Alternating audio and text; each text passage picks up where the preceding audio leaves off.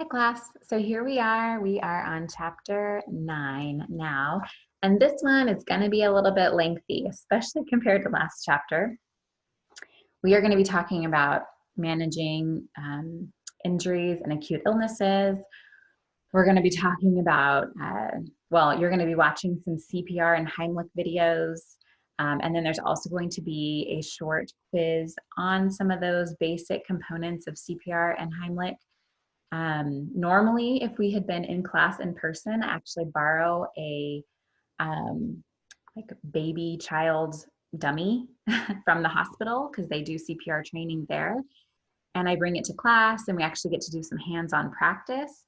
Um, it's it's one of the lectures that I find, or the classes that I find probably most helpful because you're getting to really try out something in class. We're not just talking about it like we are most of the topics. But unfortunately, here we are online. So you're going to be watching some videos and then just doing a quiz on that. But I would highly recommend, if you ever have a chance to be CPR certified or trained, that you take that opportunity. Maybe you have to for your jobs already if you're working in school, or you will at some point, but even for your own family, it can be a helpful thing. Hopefully you never have to use it, but it's better to feel prepared and to know what to do to at least help if you were ever in a situation like that, God forbid. Okay, let's move on to chapter 9 here. Okay. So some of our objectives for chapter 9, responding to an emergency, planning and basic principles, and evaluating a victim of an illness or an injury that you need to help manage before either an ambulance arrives or whatever needs to happen next. Okay, so an emergency is something that involves an unexpected event or condition that requires a prompt response. Now, the thing about emergencies is, yes, we don't expect them to happen. We aren't, going into the day thinking, I bet one of those kids is going to fall and go into shock, and I'm just going to have to take care of that today, right? They're always unexpected. We're never planning on an emergency. However, just because it's unexpected does not mean you're unprepared. So that is really important. You want to be prepared to know what to do if a child falls and breaks their arm, or if they have an acute asthma attack, or they have, excessive bleeding. Any of those things are potentially common every day, along with many other things that we'll talk about. And so just because you don't expect the emergency to happen does not mean you're not prepared for it to happen. And that's a really important distinction to make. So every program needs to have policies and response procedures in place. Because like we said, we never know when an emergency is going to happen. We're not warned ahead of time. It comes on suddenly, and we need to be able to know what to do. And that means not only having written policies on how you're going to handle those situations, depending on the children that you have in your class, but also that your staff knows what emergency mode looks like and that you practice these things. So if any of the teachers are kind of taken out of the equation because they need to respond to a child having an emergency, who's going to help manage those other kids? How are you going to take those other kids and remove them from the situation? Or what is the flow of that class going to look like when you're in emergency mode? That needs to be part of the response procedure that's in place and that all the staff is trained on before an emergency happens. Trying to figure it out in the middle of something doesn't work. It doesn't work. It makes everybody feel more nervous, more panicked, higher anxiety and stress, which not only is not good for your level-headedness and your response, but it also scares that child more, and they're already going to be scared if they're having the emergency. So please make sure that you have a plan in place. If you're not the person that would be the one to create the plan, maybe you are a teacher's aide, and you think, I don't know what our plan would be, then ask, right? Maybe it's something that hasn't been developed, but it needs to be. And as an employee there, you have a right to know how to handle those situations. So you should ask those questions and encourage the staff to try to make that plan known to the staff. Okay, so plans should be reviewed and updated frequently. And that includes making sure you have updated contact information. So maybe once every quarter or every semester, you are verifying with family, hey, is this still your phone number? Is this still your emergency contact? Oh, no, that friend doesn't even live in town anymore. So you need to make sure those things are updated, that the family has an accessible phone and that you have an accessible phone. You also want to make sure that you post all of their emergency contact information, poison control, other important numbers for the local city and county that you live in, that those are just near the phone, easily identified. Everybody knows where to go to find that information. Staff needs to be familiar with the plans and know how they're to be implemented. I just talked all about that. So again, you have designated responsibilities and staff is appropriately trained. And you also have a first aid kit that's stocked and checked regularly, and it's located and always returned to the very same place. You can't constantly move these kinds of things around. You can't use them and then, or borrow from them and not restock them. So when it comes to like regular activities or daily routines the staff needs to do, like the cleaning and the preparation for the next day, the first aid kit should be stocked and checked just like every other everyday procedure. Even if you know you haven't even used it that day, just getting in the habit of opening it up, taking account of the supplies, having a list of the supplies so you know what you always want available, that's really crucial and important to do. So a couple of kind of just clarifying definitions. Emergency care refers to immediate treatment administered for life-threatening care. First aid is different. It's treating an injury or an illness, but it's not necessarily life-threatening. So those are obviously different and have different responses. And so we're going to just kind of talk about that a little bit, but for either one of these, some of these same rules or ideas apply. Obviously, if we're talking about emergency care, 911 needs to be activated. This is a life-threatening situation. Nobody as a teacher is fully trained or has the appropriate equipment to handle a life-threatening situation, so you need to be calling emergency care for backup. And this is when it's beyond the basic first care scenario. Stay calm. Again, children are going to feed off of your anxiety. You got to do your best to keep your tone even, to keep your movements not necessarily slow, but in a calming manner. If you're running around acting or feeling frantic, everybody's going to pick up on that and it's going to make the situation worse. Make sure someone remains with the child. Having to leave that child that's going through the emergency or the life-threatening situation will just increase their fear and anxiety. So make sure you have somebody that can stay with them. And that's part of your plan with your staff is who's going to remain with the child, who's going to go do these other things. You don't move a child unless safety is concerned. I mean, this is especially true for like a head injury or a fall. Unless this happens in the middle of a highway, a busy street, there's a fire nearby, the best thing to do is just leave that child as safe, as still as possible, because if they're moved or you are moving them, you can sometimes injure them further. And then you want to evaluate the child's condition. And so we're going to talk more about what that means. When it comes to evaluating the child's condition, you really want to think first, okay, safety. Are we somewhere where we're safe or do we need to move? So like I said, busy street, a fire, you have to get the child out of those scenarios, of course. And for yourself, are you safe to go help that child? If we're talking about a preschool classroom or a childcare, or in an elementary school, most likely you'll be safe.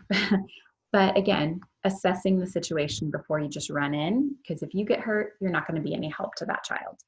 And you need to get them to safety. Also the location. So this is where you're kind of scanning the environment. Okay, especially if you didn't see the injury occur, what could have happened? What could have caused the injury? Does it seem like they fell from equipment? Are they near some kind of chemical spill? Were they stung by a bee? Because they're right next to this bush that's covered in bees.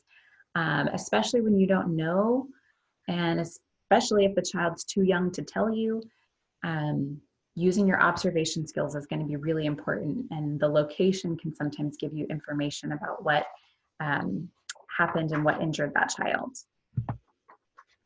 Now you want to check the child's appearance. What's their breathing like? Are they bleeding?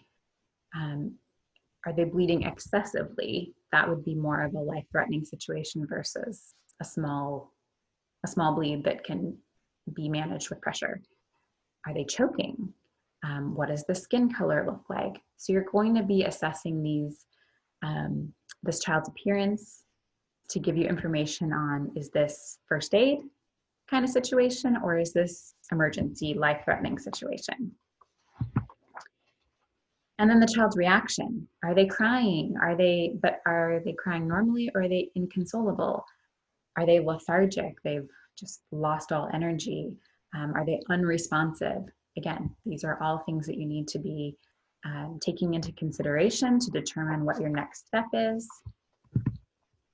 So now that you've used your evaluation skills to determine emergency care or first aid, then you're going to administer the appropriate type of care. So that may be having somebody call 911. It could be, involving, like for this next step, an EpiPen. If the child has an allergic reaction, maybe you don't know what happened, but they can't speak anymore. You're hearing wheezing, so they're starting to have trouble breathing, and they're by a bush that's full of bees. You can maybe make an assumption, even if you don't see the stinger or the bee laying on the ground, or the child can't tell you. You can maybe make an assumption that they're having an anaphylaxis reaction and that they need that EpiPen for life-saving treatment. This would be something that you've been trained to do. And obviously, if you have it at your preschool, you would have been trained, and you have instruction from a medical doctor as well as permission from the parents to use this medication to save their life. Let's say the child says, oh, I have some chest pain, a little bit, something's hurting in my chest. They kind of can't really describe it. And you think, oh yeah, I heard like my grandpa say that when he has chest pain, he should pop an aspirin and that helps. I'll give this kid an aspirin. That you can't do, right? That's not something that is prescribed by a doctor. You don't have the permission from parents to give that medication. You don't have the physician release for what dosing.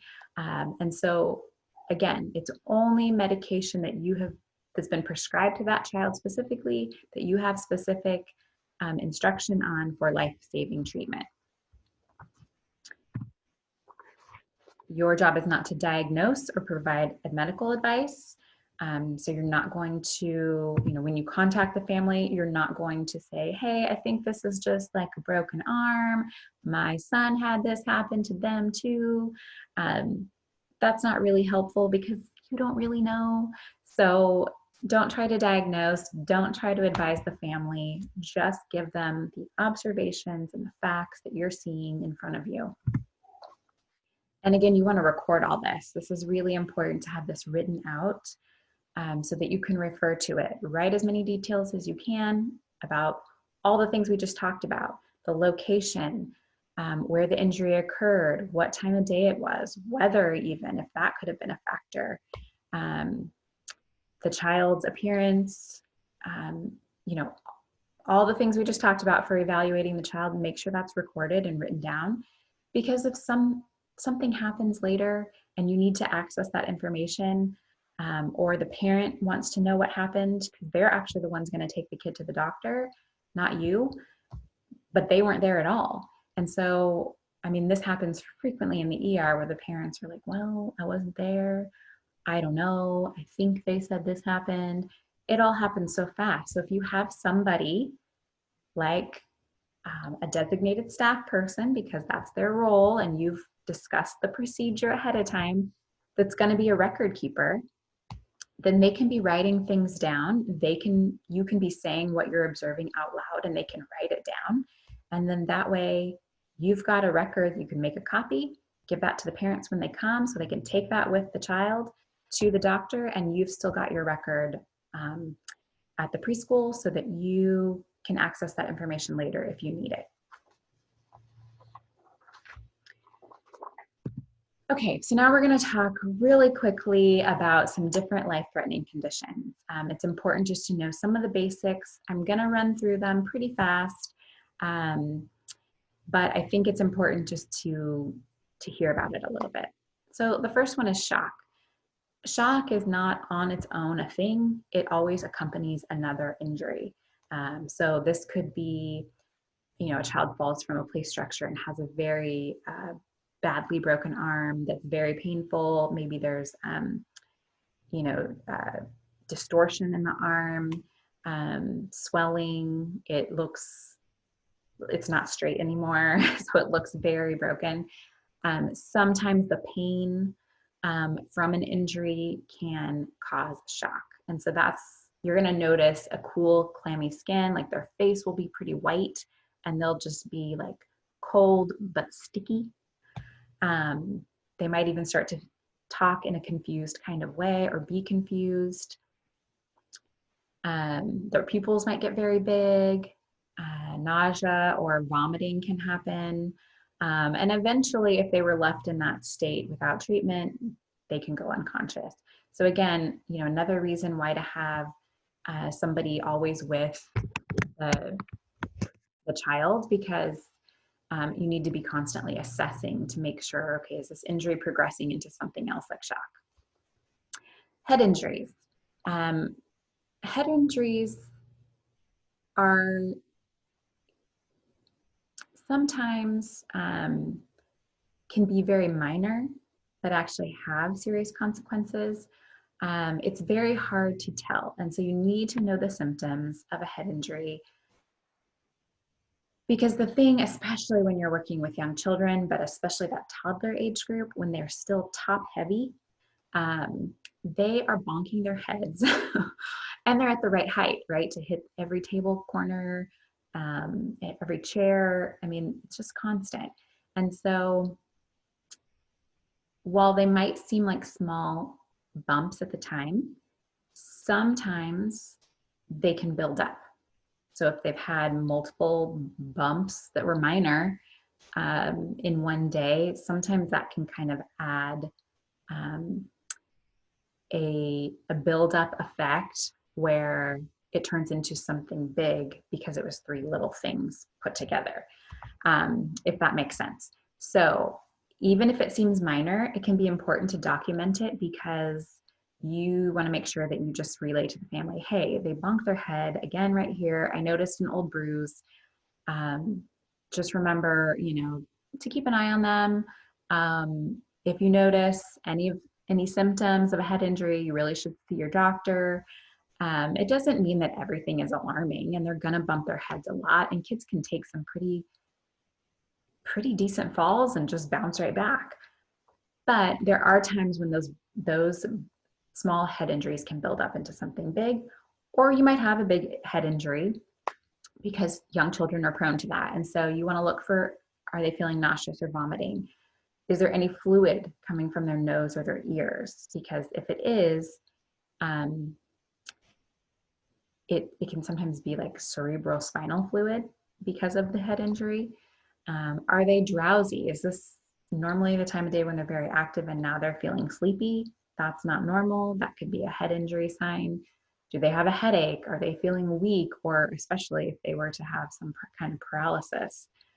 Unequal pupil size. So one is smaller, one is bigger. If their vision or their speech changes at all, you want to consider that as a sign of a head injury. Swelling to the area, and then agitation. So maybe increased fussiness. And again, these are things you're especially going to look for in young children that can't tell you how they're feeling. And so just make sure you know what some of the basic head injury symptoms are, and then treat it very seriously if you see any of this. Most of the time they can resolve on their own, but it's important that it is followed by a medical doctor in case it were to progress to something more serious. Drownings. So drownings are the leading cause of unintentional injury in young children. Children sometimes don't have a fear of the water. Sometimes they don't. They feel that they can swim, and they don't see it as a threat, and they don't understand how their body works. They don't understand what's going to happen because they can't anticipate. They're not developmentally at that age where they can anticipate what will happen when they get in the water. They've maybe had really good experiences in the water before, and so they just assume that will happen even if they go out there by themselves. Even small amounts of water can actually pose a risk to young children. So, having like those 5-gallon buckets in your backyard and it's halfway filled with water, well, a toddler goes over there, reaches in, falls in head first, and because they're top heavy still, they can't always get themselves back out. And so they can drown in small amounts of water, toilets, bathtubs. So making sure that anytime a child is around any kind of body of water, they are being monitored very, very closely, or you just remove those risks altogether, because you are anticipating what potentially could happen. If that means, putting locks really high on the door so that they can't reach them, some kind of alarm that sounds when doors or windows are opened, fences with locks and keys that are hidden far away where they can't reach. We can outsmart the kids. We can. We're adults. But we have to be really intentional about doing it. And it's for their own safety, because this is really 100% unavoidable, or 100% avoidable. And it's just absolutely devastating. It doesn't need to happen. A lot of times with younger or with older children, they will overestimate their ability and underestimate the strength of water. So especially in, more natural areas like places where there's rivers flowing or the ocean, things like that. So again, just taking certain precautions. Typically, if we were in class, we would talk amongst ourselves in our groups and share about some of these potential sources, but I'm just sharing them right now in lecture. But asking yourself some of these questions can be helpful, especially if you have little ones at home and you have water, bodies of water nearby. Then it would be important that you really make sure that you're protecting your children. Okay, and the last slide, I'm not going to play them all right now, just in lecture, but the PowerPoint slides, when you click on those and actually open those up, these should be links to 4 different videos. Child CPR and child choking. So that is pretty much like, for child CPR, it's children 1 to 12. For child choking, it kind of depends on the size of the child, but usually it's over 1, when they could stand on their own, so that toddler stage, through adulthood really, because it's the Heimlich maneuver. And then the infant CPR and infant choking. So there is a difference in how you perform CPR and how you help assist a choking infant, and that's the 0 to 12-month range. And then the child range is 1 to 12 or 1 to adulthood. If you have any questions about those links or anything like that, please let me know. There will be a short quick quiz, just reminding you of some of the essential components of these different types of CPR and choking measures in your module this week as well. Thanks.